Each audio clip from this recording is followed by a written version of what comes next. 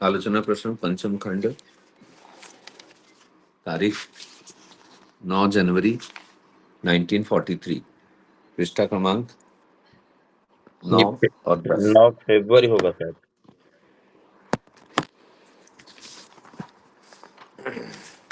9 जनवरी है दादा। जनवरी। हाँ,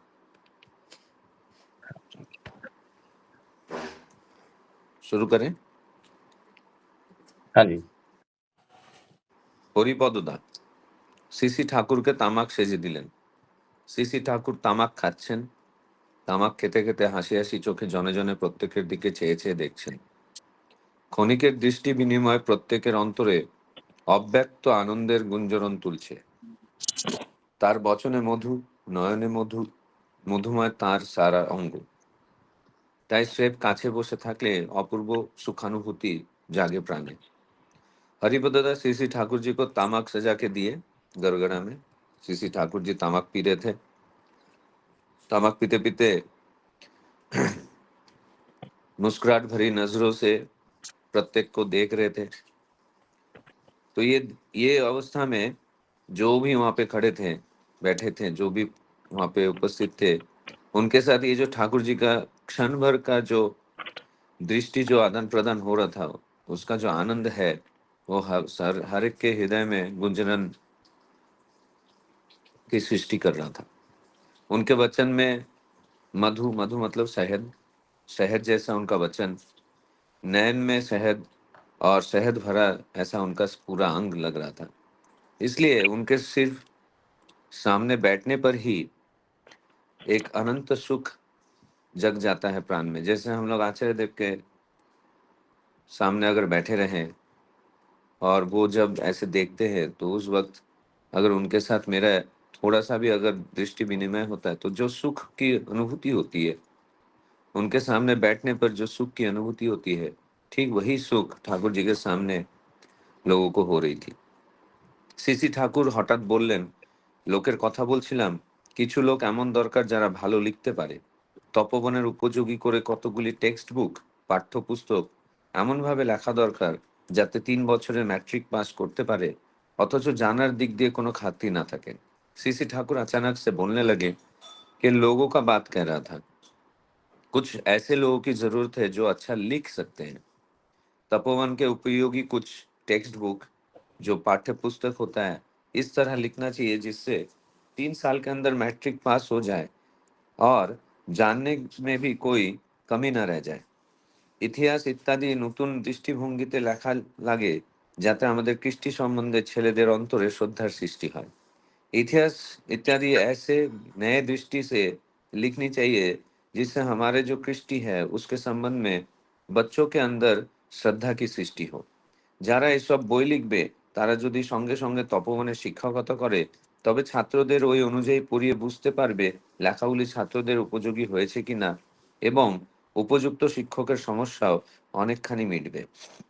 और जो ये किताब लिखते हैं, वो अगर उस साथ साथ तपोवन में शिक्षकता अगर करते हैं, तो छात्र के अनुजाई मतलब छात्र के हिसाब से उनको पढ़ाकर वो समझ पाएंगे कि ये जो लिखा गया है वो छात्र के उपयोगी है या नहीं। और उसी के साथ साथ जो शिक्षक है उनका भी बहुत सारे समस्याओं का समाधान हो सकता है। কতগুলি ভালো নাটক লেখানো প্রয়োজন। মুকুন্দ দাসের যাত্রার দল কিন্তু একসময় দেশে কম কাজ করেনি। ভালো ভালো নাটক লিখে নিজেদের যাত্রার দল করে যদি গ্রামে গ্রামে ঘোরা যায়, তার ভিতর দিয়ে জনশিক্ষার অনেকখানি सुविधा है। ठाकुर जी और बोल रहे हैं कि कुछ अच्छे नाटक लिखना जरूरत है। तो यहाँ पे मुकुंद दास करके एक नाट्यकार थे, बहुत गरिमापूर्ण नाट्यकार थे वो।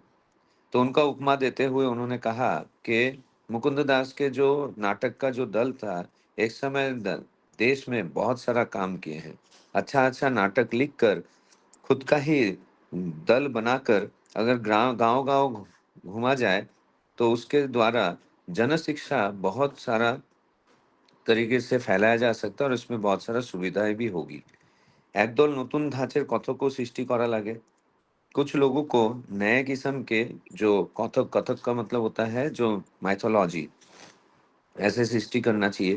রামায়ণ, মহাভারত, পুরাণ, ভাগবতের ব্যাপারগুলি রেশনালি অ্যাডজাস্ট যুক্তিযুক্তভাবে নিয়ন্ত্রণ করে মডার্ন প্রবলেম বর্তমান সমস্যাগুলির সঙ্গে যোগসূত্র রেখে পরিবেশন করতে হয়।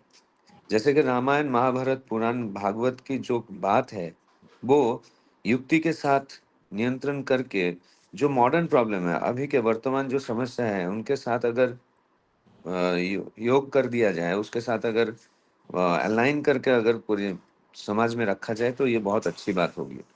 यहाँ पे मैं एक छोटा-सा उदाहरण देना चाहूँगा। हमारे कॉलेज में 31 जनवरी को हमारे डिपार्टमेंट का डेज़ एकेडमिक फेस्ट सेलिब्रेट किया गया। तो मैं यहाँ पे आप लोग का ध्यान खींचना चाहता हूँ। तो यहाँ पे जो थीम लिया गया था, वो थीम था कि रामायण के जो 7 कांड हैं, बाल कांड से शुरू करके उत्तर कांड तक, उसमें से जो कॉर्पोरेट वैल्यूज़ एक्सट्रैक्ट किया गया, तो वो कॉर्पोरेट वैल्यू मतलब वो एंशिएंट वैल्यू किस तरीके से आज के डेट में कॉर्पोरेट वैल्यू में एप्लीकेबल हो रहा है, तो इसका बहुत सुंदर एक प्रदर्शन किया गया था। तो ठाकुर जी यहाँ पे जो बोल रहे हैं कि रामायण, महाभारत, पुराण और भागवत की जो घटनाएँ हैं, वो युक्ति के साथ नियंत्रण करके मॉडर्न प्रॉब्लम को अलाइन करके परिवेशन करना चाहिए। इससे हमें मुझे ऐसा लगता है कि इससे जो युवा समाज है, युवा पीढ़ी जो है, वो रामायण, महाभारत ये सब जो पौराणिक कथाएँ हैं, उनको उन लोग काल्पनिक समझते हैं या तो उन लोग इस चीज़ को इतना ज़्यादा जानते नहीं हैं। लेकिन जब उसके वैल्यूज़ को, उसके एथिकल वैल्यूज़ को जब हम लोग दैनंदिन जीवन में या तो फिर कॉर्पोरेट लाइफ में किस तरीके से इंटरप्रेट किया जा रहा है या फिर किस तरीके से यूटिलाइज किया जा रहा है, जब हम उसको उसके बीच में वो अलाइनिंग सिस्टम जो है या तो योग सूत्र जब हम बता सकते हैं, तो उसमें ये जो युवा पीढ़ी है बहुत ज़्यादा কানেক্টেড ফিল করতে हैं। কতগুলি ভালো, ভালো গান রচনা করে সারা দেশের মধ্যে চাড়িয়ে দিতে হয়। कुछ अच्छे-अच्छे गाना रचना करके देश भर में उसे फैला देना चाहिए। স্লোগান, আহ্বানধ্বনিগুলির ব্যবহার আগের থেকে অনেক যেন কমে যাচ্ছে। স্লোগান जो होता है उसका व्यवहार पहले से बहुत ज़्यादा कम हो चुका है। ওগুলি কিন্তু রিপিটেডলি বারবার চালানো লাগে। ক্রমাগত মানুষকে সজাগ করে ना दिले मानुष भूले जाए। यही स्लोगन जो है रिपीटेडली चलाया जाना चाहिए। क्योंकि इंसान को अगर कंटिन्यूअसली अगर सजग नहीं किया जाए तो इंसान ये भूल जाते हैं। আর স্মরণ যেন থাকে আমরা যা কিছু করি না কেন তা করতে হবে শুভ সম্প্রসারিণী लोकपरिचर्याয় हाथे कलमे तेमनी आचार व्यवहार निये। और हमें ये स्मरण रखना चाहिए कि जो भी कुछ हम कर रहे हैं वो करना चाहिए लोक परिचर्या मतलब लोगों के सेवा में, वो शुभ संप्रसारिणी मतलब सही तरीके से शुभ में वो संप्रसारित हो, मतलब पूरे समाज में वो व्यापृत हो, फैले, ऐसे तरीके से हमें वो करना चाहिए। और वो हाथे कलमे मतलब प्रैक्टिकली करना चाहिए और उसी आचार व्यवहार को लेते हुए। চুনিদাকে লক্ষ্য করে বললেন, "বর্ধমানের তিলের খাজা পাঠাবি না?" चुनिदा को लक्ष्य करते हुए ठाकुर जी ने कहा कि बर्धमान का तिल का खाजा मतलब तिल और कभी-कभी शक्कर या तो कभी-कभी गुड़ के साथ जो खाजा बनाया जाता है, जिसको हम लोग यहाँ पे इंदौर में मिलता है, काफ़ी फ़ेमस है। तो बर्धमान का जो तिल का खाजा है, वो बहुत सुप्रसिद्ध था। तो ठाकुर जी कह रहे हैं कि बर्धमान का तिल का खाजा नहीं भेजोगे? सुनीता कहते हैं, "হ্যাঁ।"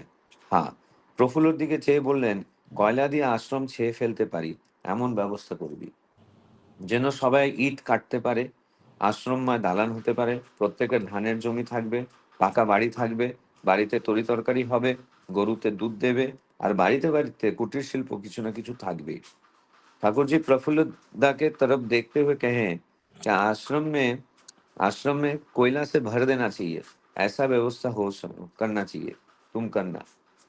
सब ईंट बना सके, आश्रम जो है वो पक्का घर से बन उठे, हर एक के पास धान का ज़मीन हो, पक्का मकान हो, घर में सब्ज़ी जो है उसका खेती हो, गाय दूध दें और घर-घर में जो कॉटेज इंडस्ट्री है, कुटीर शिल्प जो है वो कुछ ना कुछ होना ही चाहिए। তার আয়ে সংসারের খরচ খরচা চলে কম যাবে। কারো যেন চাকরি করা না লাগে, পরমুখাপেক্ষী হয়ে থাকা না লাগে। কয়লার ব্যবস্থা যেমন করবে ওয়াগনেরও ব্যবস্থা তেমনি সঙ্গে সঙ্গে করবে। যে কোনো অবস্থায় আসুক, আমার কয়লা যেন বন্ধ না হয়।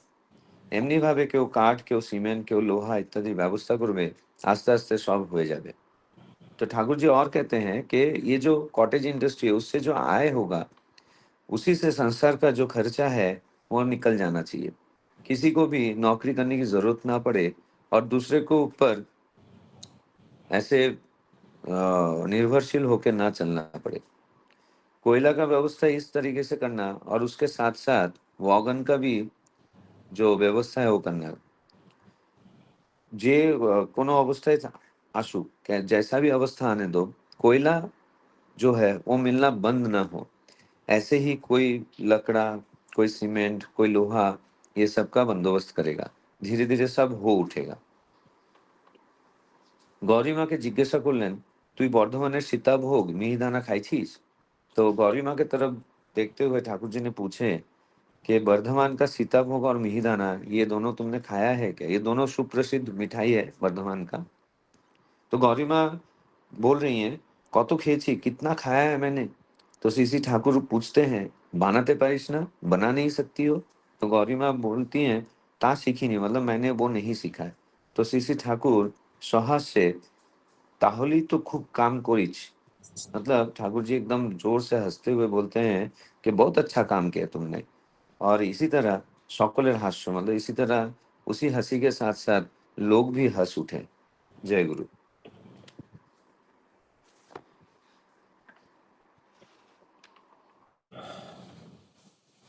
जय गुरु। बहुत सुंदर भाव से सूरजदा अभी आज का आलोचना प्रसंग बंगाली में पढ़ रहे थे और इंस्टेंटली हिंदी में इसको अनुवाद करके हमको सुना रहे थे और इतना सुंदर भाव से वो एक्सप्लेन कर रहे थे, मतलब स्पष्ट भाव से उनका पढ़ा, जो बंगाली पढ़ा इतना अच्छे से पढ़ रहे थे। उसी से मतलब जिसको बंगाली भी नहीं आता होगा वो 90% समझ जाता होगा, इतना क्लियरली स्पष्ट भाव से। फिर इसको हिंदी में तो ऐसे भी अनुवाद करके बताते थे। ये आज का विषय वस्तु जे लोग का जो श्री ठाकुर जी का हम बोलते हैं ना, इष्ट स्वार्थ प्रतिष्ठा। जैसे कोई एक हर चीज में हम लोग डीपी वर्क भी वर्ड करते हैं, जो डीपी वर्क करना है, उनका दीक्षा पालन करना है और उनका इच्छा जो है, इस इंटरेस्ट है, उसको इंटरेस्ट को पूर्ण करना है। जब तक एक व्यक्ति का इंटरेस्ट हम लोग जानेंगे नहीं, उनका इच्छा क्या है, वो क्या चाहते हैं, तो पूर्ण कैसे करेंगे? वही में ऑलवेज मैंने जे सारा जीवन चला गया और हमारा श्री श्री ठाकुर जी जिसको हम प्रिय पृष्ठ परम प्रेम बोलते हैं, उनका जीवन का इच्छा हमको पता नहीं वो क्या चाहते थे, क्या खाना पसंद करते थे और कैसे रहते हैं, और वो एक्सपेक्टेशन क्या है हमसे, वो जब तक हमको पता नहीं चलेगा, हमारा उनका जीवन दर्शन हमको पता नहीं चलेगा, वो 80 साल में क्या किए हैं और वही 80 साल में जो जो बातें वो बातें किए हैं, जब तक हम उनको अच्छी तरह से नहीं जाने, तो फिर इसको जानने के बाद हमारा उनके प्रति अनुगत्य के हिसाब से हमारा चरित्र में उसको फिर लेके आना है, हमारे दैनंदिन जीवन में उसको परिपालन करना है। फिर उनको अनुभव कर पाएंगे, तो फिर हमारा जो संतान संतति है, परिवार है, उसको देख के श्री ठाकुर जी ऐसे करते थे और मेरा पिताजी उनको फॉलो करता है, तो पिताजी से मैं ये सीखा हूँ। तो ठाकुर जी का इच्छा था, हम कर रहे हैं। ठाकुर जी जीवन में बहुत सारा चीज जो पसंद करते थे, जैसे सरसों का फूल श्री श्री ठाकुर जी का पसंदीदा था। जब भी कोई ये नॉर्थ इंडिया से जाते थे कि उड़ीसा में बहुत, उड़ीसा एंड बंगाल में सरसों का होता है, तो वहाँ पर श्री श्री ठाकुर जी के पास जो जाता था सरसों का फूल लेके जाते थे। अभी तो सूरजदा जो पढ़ रहे थे, इन 3 मिठाई में वर्धमान का तिलेर खाजा, मैं तो ये अभी तक खाया नहीं सचमुच। तो ये श्री श्री ठाकुर जी का पसंदीदा एक स्वीट डिश है। फिर ये वर्धमानर सीताभोग, ये सूरजदा, ये गिरिदाना क्या होता है? गिरिदाना, मिहिदाना, ये जो मिहिदाना, ओके, अपना, मिहिदाना। हाँ, मिहिदाना, ये हम्म, जो मोतीचूर का लड्डू होता है ना, बारीक हाँ बारीक, हाँ। तो वही रस में, शक्कर के रस में भिगाया हुआ एकदम छोटा छोटा दाना रहता है, और हम्म, उस चीनी के रस में भिगाया हुआ रहता है। बहुत सुंदर टेस्ट है, बूंदी जैसा, बारीक बूंदी जैसा। ओके। और ये जो तिलेर खाजा जो श्री श्री ठाकुर इधर लिखे हैं, ये क्या हम्म। तिल का लड्डू टाइप का है कि? नहीं नहीं, तिल का लड्डू नहीं। ओके। ये ना, ये बार होता है तिल का, जो तिल और शक्कर से बना हुआ रहता है। हाँ। तो वो बार होता है, वो जो अपना ये मंच वगैरह कैसा होता है, मंच चॉकलेट वगैरह कैसा होता है, ठीक वही आप मान लीजिए कि चॉकलेट के बदले तिल और शक्कर से बना हुआ है। ये बहुत ही खूबसूरत मिठाइयाँ हैं, जो मतलब मेरा सौभाग्य है कि मैंने ये तीनों चीज खाया है। ये क्या तिलकुट जैसा है क्या? हाँ, तिलकुट जैसा है, लेकिन तिलकुट में तिल जो है वो पिसा हुआ रहता है, तिल का खाजा में सफेद तिल अक्खा रहता है। हाँ, हाँ, यही वाला चिक्की चीज। चिक्की जैसा, बार जैसा रहेगा नहीं? मैं ये स्क्रीन शेयर हाँ, आप स्क्रीन शेयर अभी ज्योत्सना ग्रुप में भेज रही है, जो तिल का खाजा का फोटो है। हम्म। देखो, आज का जो विषय वस्तु है वो श्री श्री ठाकुर जी का इंटरेस्ट जो है, इच्छा के ऊपर जगा हुआ है। जब भी ये तिल का ये होगा, माने विंटर सीजन होता है। देखिए, ये जनवरी महीना है, और हम लोग जनवरी महीने में श्री श्री ठाकुर जी का जो तब टेम्परेचर, तो इससे भी तो बंगला में 10 के नीचे आ जाता है। तो उसी समय में श्री श्री ठाकुर जी का जो इच्छा है, ये परिवेश में मिलता है। तो इसको लेके आपका सुबह का जो प्रसाद आप घर पे जनरली जो शिव विग्रह घर पे रखे हैं, तो उसमें जो पूजा वगैरह करते हैं सुबह, तो जिसका पास में ये अवेलेबिलिटी रहता है, तो ये तिल का जो भी अम, खाजा है मिलता है, ये ठाकुर जी का पसंदीदा है। तो ये भोग में लगाने से विंटर सीजन में श्री श्री ठाकुर जी को पसंद है। यहाँ पर और एक सीता भोग है, और एक मिहिदाना है। श्री श्री ठाकुर मैं थोड़ा सा कुछ बोल के फिर मैं दूसरा दादा माँ लोग है वो आलोचना करेंगे। श्री श्री ठाकुर जी यहाँ पर बोले কিছু लोग এমন दरकार যারা ভাল लिखते पारे। अभी मुझे बंगला पढ़ना नहीं आता है, मैं थोड़ा थोड़ा गेस करके पढ़ता हूँ। और इतने इसमें जो सूरजदा का इतना सहयोग है, वो कितना बड़ा महान कार्य कर रहे हैं उनको पता नहीं। कल वो मैं उनको रिक्वेस्ट इवनिंग में किया, मनीषा घर पे आए, और उसके बाद वो ऑडियो क्लिप्स हमारे साथ शेयर किए, पढ़ के एक एक जैसे अभी पढ़े वो कल इवनिंग में पढ़ के वो डाले हैं। और मेरा सबको विशेष अनुरोध है, जो सूरजदा इवनिंग में ऑडियो क्लिप्स भेजते हैं उसको आप सुनिए। कल रात को मैं सुन के ही फिर इसको थोड़ा देख के सोया। तो वो ऑडियो क्लिप सुनने के बाद आपको आइडिया हो जाएगा श्री श्री ठाकुर जी का बातें क्या क्या बोला हुआ है। जब आलोचना प्रसंग में किसी को बंगला पढ़ना नहीं आता है, तो वो विषय वस्तु सुन के नेक्स्ट डे जब आलोचना करने के लिए दिया जाएगा, वो थोड़ा बहुत भाव व्यक्त कर सकता है।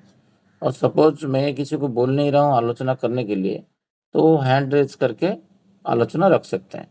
उनका कोई इंट्यूशन आया कि एक्सपीरियंस है, अनुभूति है विषय वस्तु के संबंध में, तो ये ऑडियो क्लिप्स में सुन के और प्रस्तुत रहेंगे, और नेक्स्ट डे वो प्रोएक्टिवली भी बोल सकते हैं कुछ आलोचना रखना चाहते हैं।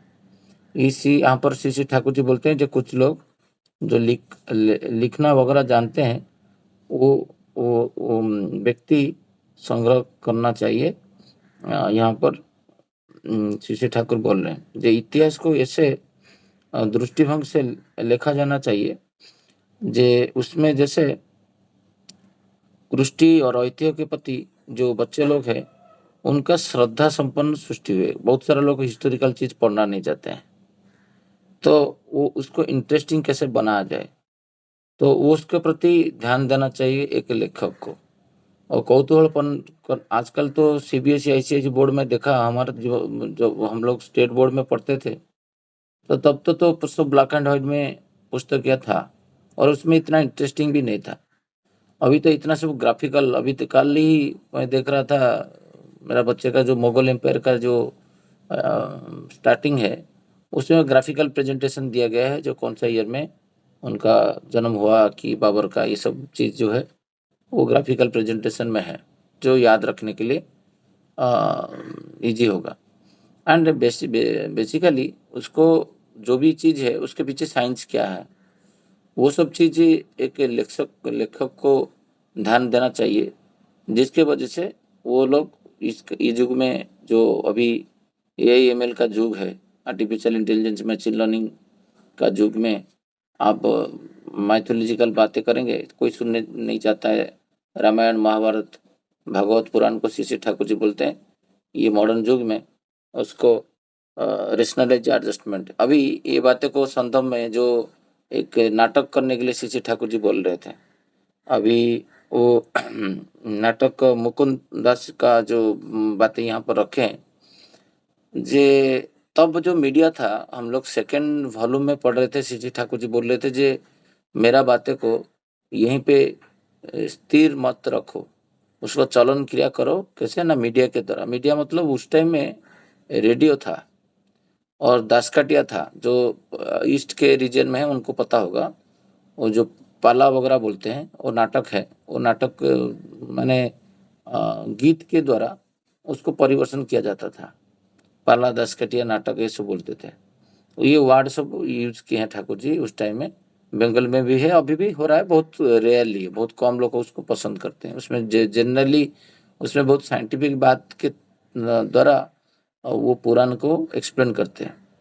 ये तब का था, कब 1943 से 42, मतलब वॉल्यूम 142 में तो 42 था, तो 42 में बोले थे। तो 1942 में मीडिया इतना, ये इंस्टाग्राम, फेसबुक, व्हाट्सअप, ये लिंक्डइन की इतना सारा मेल, बाकी सोशल मीडिया भी है, ये इतना आया नहीं था।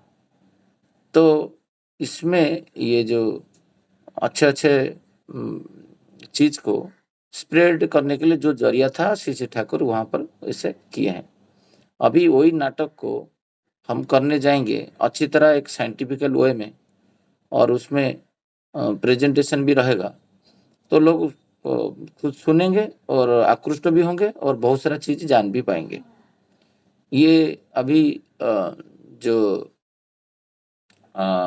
उड़ीसा में एक नाटक में देख रहा था, तो सोशल मीडिया में आया था, तो वो जो ठाकुर जी बोलते हैं, सीसी ठाकुर, इधर ये जो नाटक परिवेशन करेंगे उसमें मॉडर्न प्रॉब्लम जो है, मॉडर्न प्रॉब्लम एंड इसको कैसे वो लोग माने उस युग में साइंस का इतना आगे वो लोग जा चुके थे, और वो साइंस का बारे में हमको सोच रहे हैं जो उनको कुछ पता नहीं था।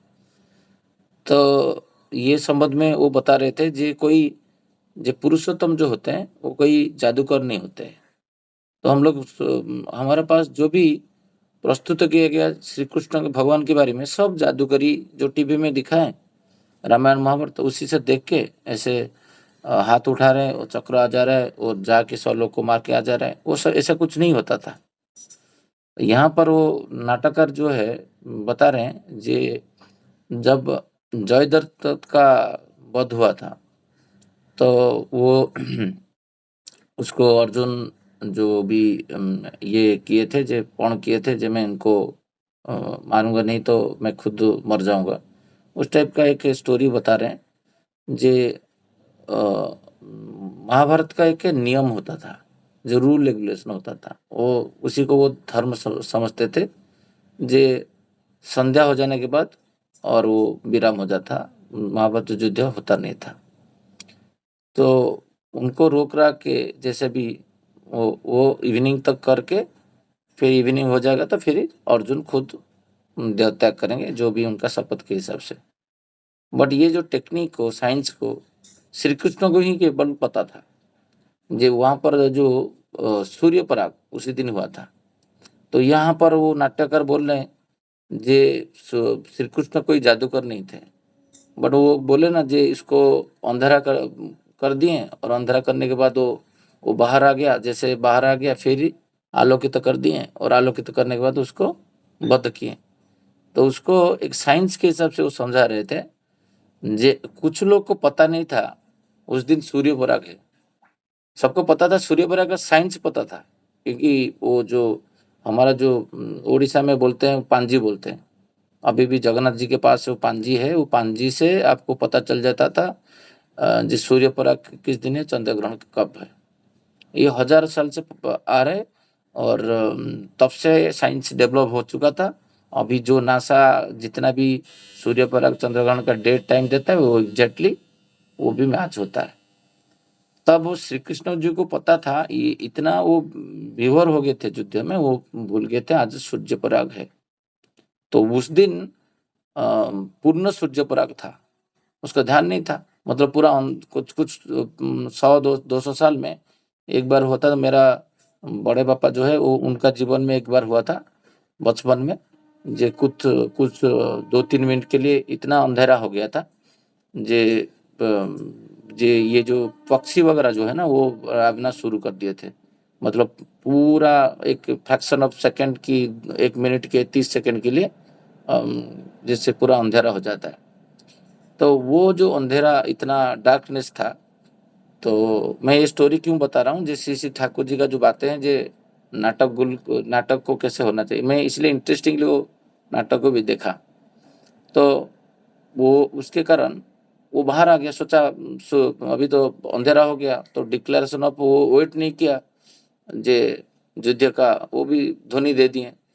श्री कृष्ण तो बहुत चालाक थे और चतुर भी थे, क्योंकि वो ईश्वर है, कहाँ पर क्या टेक्निक में मनुष्य को चलाना होता है वो ईश्वर को पता होता है, वो सारे टेक्निक्स।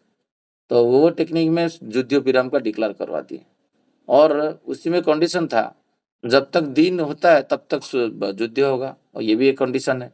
जैसे फिर अंधेरा ये हो गया, दिन आ गया, तो सूर्य उसको ये हो गया, उसको बंद कर दिया। तो ये चीज मुझे पता नहीं था, बट कुछ दिन के बाद ये सुना जी ये आगे कहीं पे आलोचना प्रसंग में है, मुझे कोई बोला, मतलब कौन सा वॉल्यूम है मुझे पता नहीं, बट श्री ठाकुर इसको बोले। बट वो वहां तक हम लोग पढ़ के जाएंगे तो ये स्टोरी आएगा। मतलब ये जो नाटककार बोल रहा है ये ठाकुर जी का इस स्टोरी को वो उत्थापन किया है। मैं सोचा था वो नाटककार एनालिसिस किया है, बट इस श्री ठाकुर इस स्टोरी को आगे कहीं पे बोल रहे हैं, कोई एक वॉल्यूम में आएगा।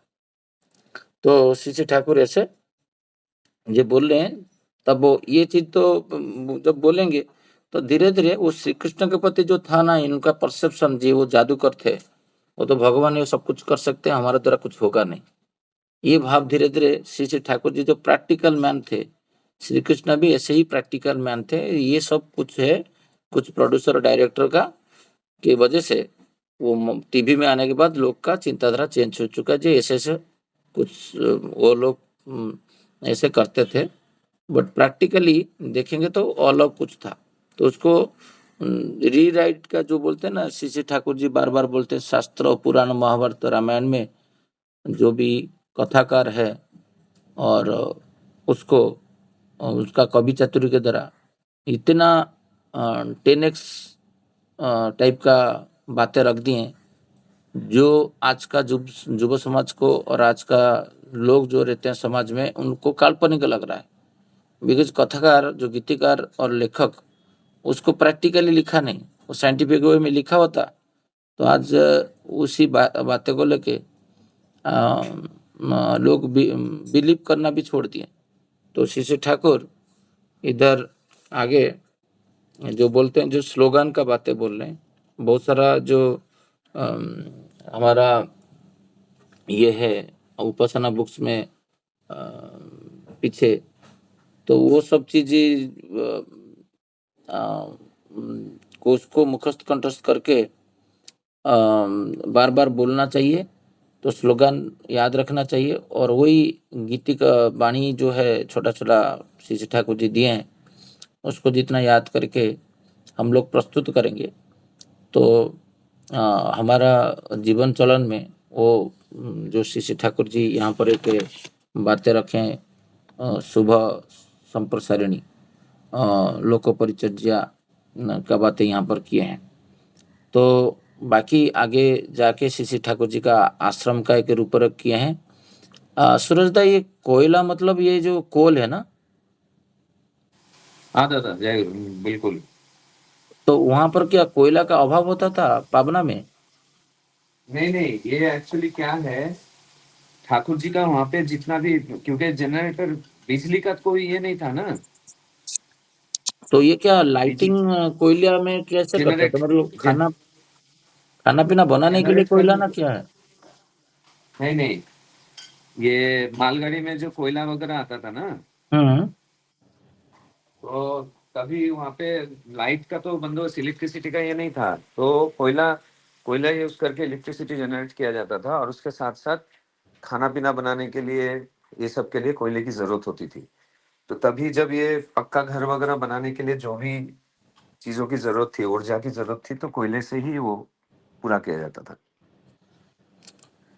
तो श्री ठाकुर जी तब क्या किए थे 1943 में? बोलते थे 300 रुपया सारे कर्मी को देने के लिए।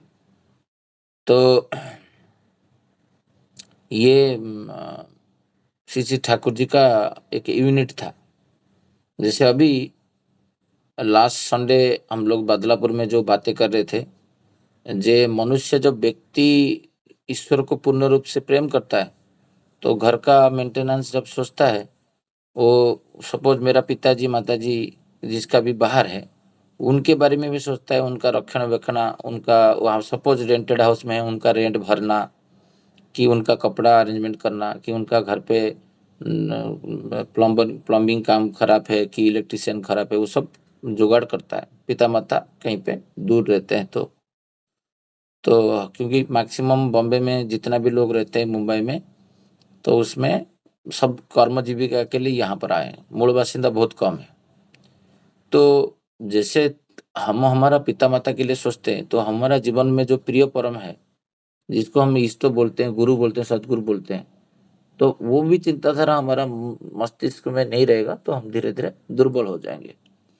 इसलिए पूजनीय अविंदा इतना बार बार करके, मैं उनका शब्द को समझ नहीं पा रहा था, क्योंकि गुरु का वाक्य समझने के लिए तुम्हारा भी उसी हिसाब से ब्रेन डेवलप होना चाहिए, क्योंकि वो जो बोलते हैं हम लोग ग्रहण नहीं कर पाते हैं, क्योंकि हम उसी हिसाब से ट्यून नहीं हुए। उनका भाव जैसे है उस स्तर में जब आएंगे तब हम समझ पाएंगे वो क्या बोलना चाहते हैं। वो बोलते थे कभी मेंटेनेंस जिससे लाना है 7,500, तब तो 10,000 का बातें बोले थे, फिर इसको कम हुआ 7,500 में बादलापुर मंदिर में ठाकुर जी के पास भोग लगेगा, और उनका जो भी जावतीय मेंटेनेंस है, कलरिंग, इलेक्ट्रिकल काम है, वहाँ पर बिजली है, पानी है, सब कुछ जो भी है, लोग इतना सारा भक्त लोग आते हैं यहाँ पर, तो कोई चार्जेस नहीं होता है। आज 100 लोग आए खाएं तो उसका पैसा तो कोई व्यक्तिगत भाव से कोई नहीं देता है, वैसे वो होता है।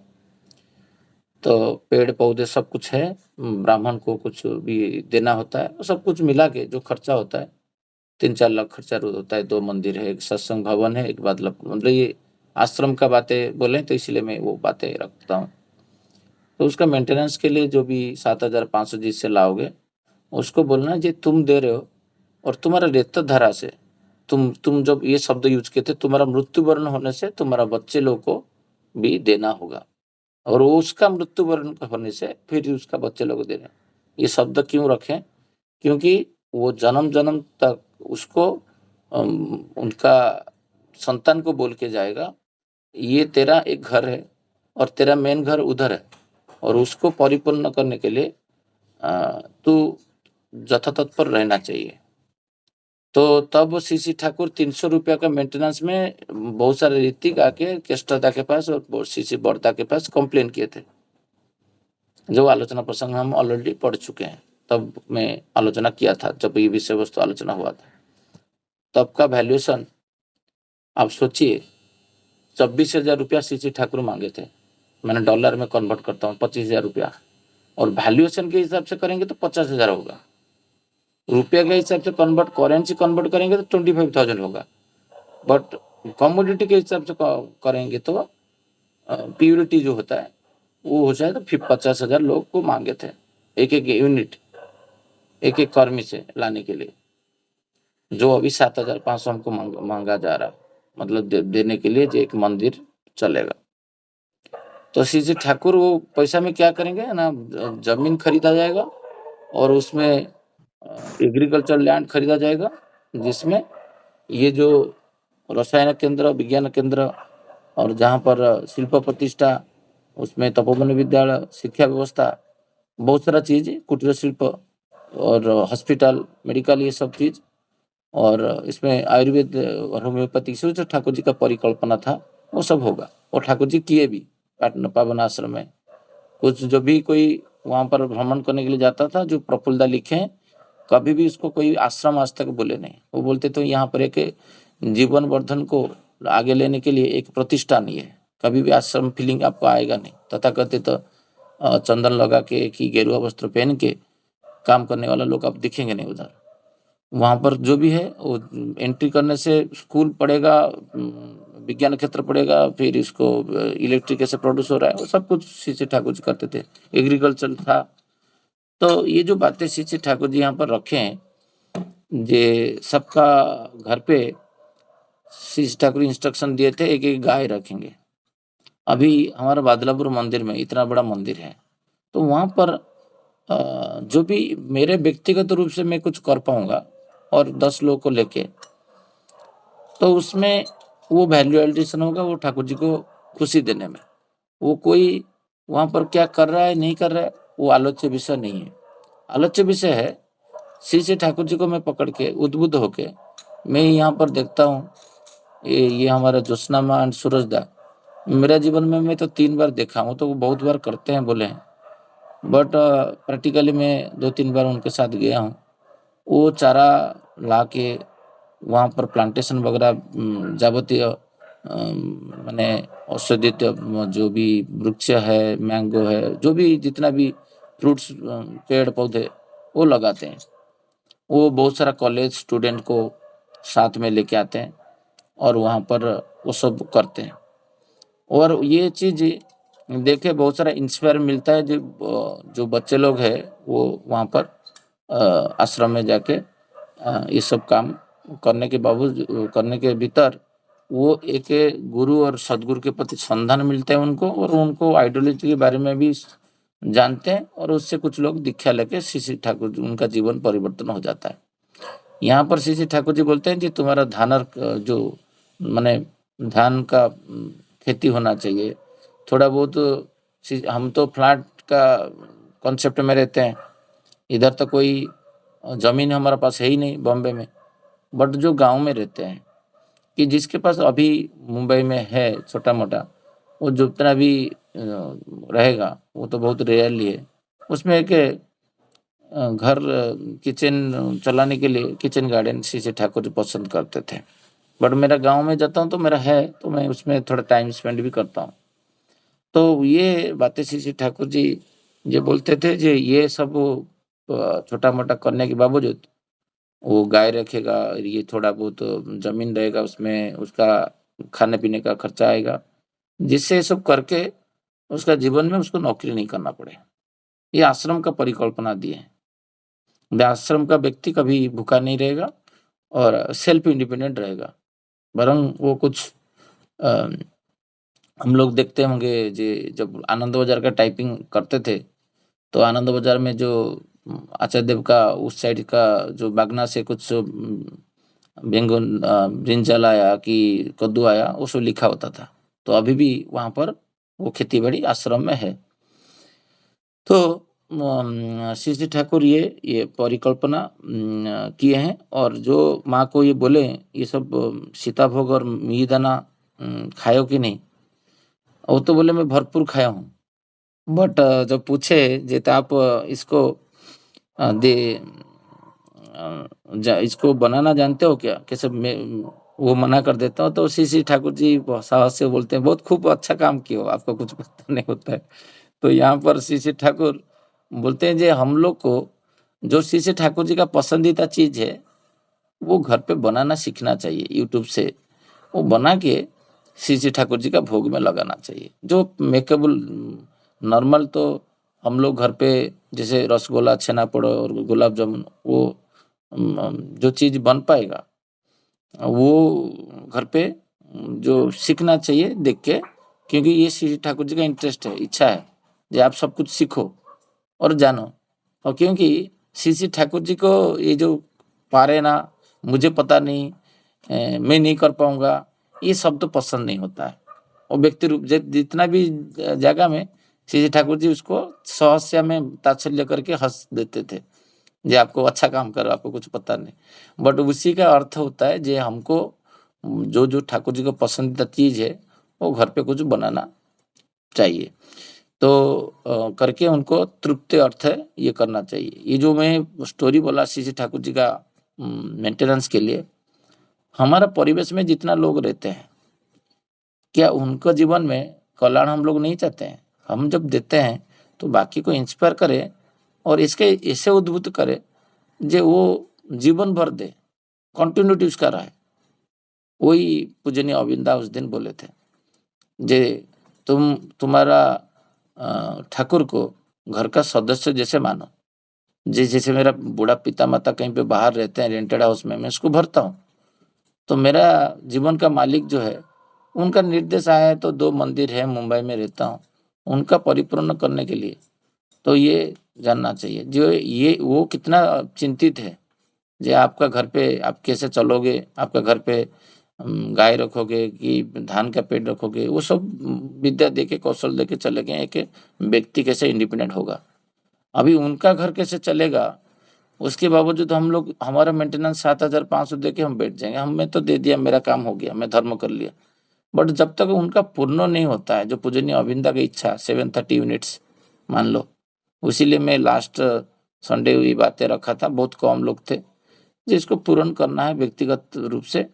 जे दूध का सागर राजा चाहे थे बट सब लोग वो पानी डाले, तो मैं भी वही पानी डाल रहा हूँ जो मेरा एक लोटा में डाल के बैठ गया, जे उसमें थोड़ी हो पाएगा दूध का सागर। मैं जब तक बाकी को इंस्पायर करके 2-2 लोटा नहीं डालता हूँ तो वो उसका मिक्स चेंज नहीं होने वाला है। तो मैं मेरा छोटा सा परिवेश पालाव ऐसे करूंगा, फिर डोंबिवली, फिर कल्याण, ऐसे करके सब जिसको देखूंगा जिसका फाइनेंशियल स्ट्रांग है, वो ठाकुर जी को समझता है, उसको तो बोल पाता हूँ, बोल के तो करूँ। ये बहुत सारा लोग को अवेयरनेस भी नहीं होगा, ये बोध भी नहीं होगा जे मेरा घर का जैसे मैं खाता हूँ पीता हूँ उस टाइप का श्री श्री ठाकुर जी को तुम जो बोध करते हो उसी बोध में दूसरे को खड़ा करने से हो सकता है वो सर्वस्व दे के बैठेगा। बट अब तक हम लोग दूसरे को बोले नहीं। तो इतना बड़ा शहर है, इतना बड़ा मेट्रो सिटी है, इकोनॉमिकल कैपिटल है भारतवर्ष का, तो यहाँ पर 730 लोग कितना होते हैं? बहुत कम है। हो सकता है तो 2000 लोग मिल जाए, बट अभी तक प्रयास अच्छे से नहीं किए, अच्छे से करेंगे तो होगा। तो ये जो श्री श्री ठाकुर जी का बातें हैं ये अनंत है। तो आज का आलोचना को यहीं पे हम विराम देते हैं और सबको जय गुरु। वंदे पुरुषोत्तम, वंदे पुरुषोत्तम, वंदे